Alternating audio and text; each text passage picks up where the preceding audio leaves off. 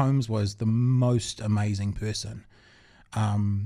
He would come on after me. I also was the backup breakfast producer, the technical guy. So is Glenn still there doing Glenn's breakfast? still going. So I'd fill in for him. So I had a little bit to do with Holmesy. And just, he was such a lovely, nice. I'd be leaving at 6 in the morning, 5 to 6, and he'd be going downstairs for his last cigarette. Oh, so Pat, this every morning, what are they talking about? And he wasn't just doing it to be nice. He was like, I'd like to know what the public is talking about. I'd like to get a pulse on when I start my shift. So he treated me like, I don't want to use the word equal because it wasn't that kind of setup. No, but that's he showed what people say about him. He showed respect, and he was actually genuinely interested. And I find that many people in the media world now, many people in those sorts of jobs, it's very different. He was a very different animal.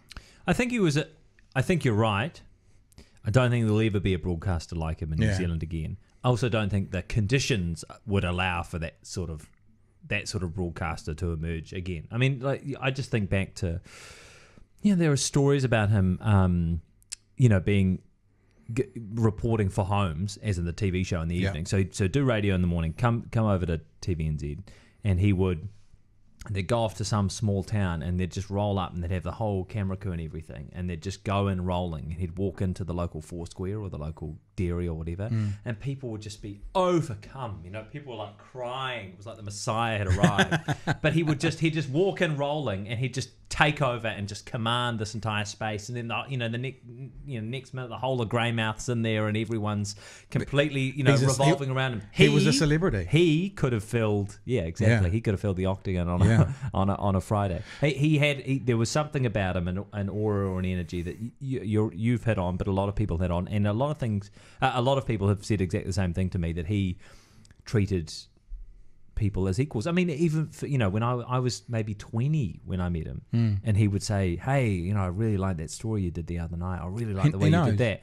And I remember standing in a coffee room with him, and I'd come to Auckland because I was in Christchurch at the time. I'd come to Auckland just for the weekend or something to help out, and it was a big deal. I was stoked. I was getting to stay in a hotel that was like, whoa, and it was just me and him and the thing. And I thought, oh shit, that's Paul Holmes. And he goes, "It's Jack, eh?" And I was like, damn. How the hell? Like, and he's like, yeah. No, loving your reporting on this. You did a great job with that the other night. No, and I was like, far out. That's amazing. But plugged in. Yeah. Totally. And unfortunately, when you were talking about his health and stuff, some of the things that made him so likable, especially to the young broadcasters, were also some of the things for his downfalls. Two of the stories I remember hearing very clearly, and this is from the people who were involved, so it is firsthand, but they saw it. Bunch of guys from ZM. It might have been after a survey party or something, and he lived in a street in Remuera, and they all flattered in the street in Remuera. So they went round to his place. They went round to his place and drank all his great alcohol, like he with him, and just got tanked.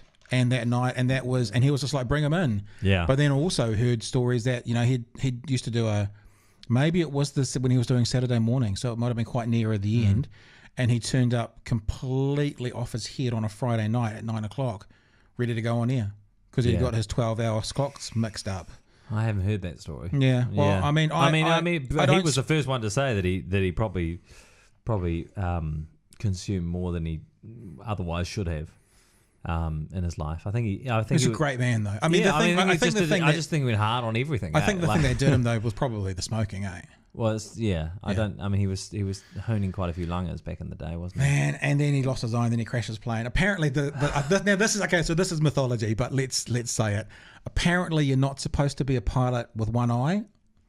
But he never told anyone, or something like that. Really? He got away with it. Something like that. Anyway, he fudged something, and he was able to be a pilot when he perhaps shouldn't have been able to be. He only had one eye? Yeah, I think so. Check that, please. Is that fact? I'm pretty sure he was blind in one eye. Right. Okay. So certainly he had an eye. I guess so. Right. But you're just not sure if it worked. Yeah, okay. Let's check that. How important is depth perception for a pilot? If you can drive with one eye, surely that's more of a concern. I don't know. Maybe I'm wrong with that, but look, you can't legally you can't defame the dead. No, you can't. But I loved Paul Holmes. Yeah, he treated me really well, so I actually liked him. And none of these are said in anything other than kind and caring memories No, of a of course, lovely kind man. of caring memories of a man flying a plane with one eye. But he, allegedly, would that even be an issue? I don't know.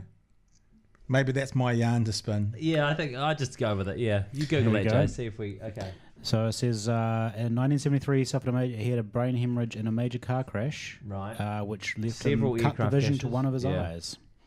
After several air crashes, including a helicopter crash. It was so. Yeah, that's tragic. So there you go. That's He had tragic, lost. He had the vision cut to one of his eyes.